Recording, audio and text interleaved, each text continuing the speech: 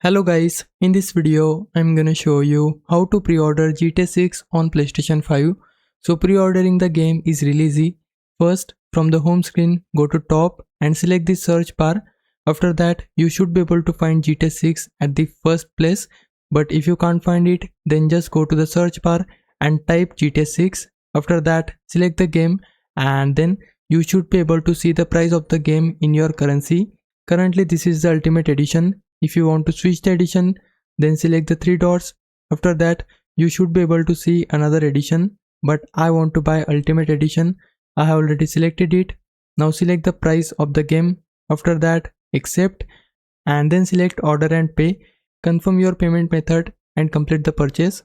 Once your order goes through, GTA 6 will be added to your library and your pre-order will be active.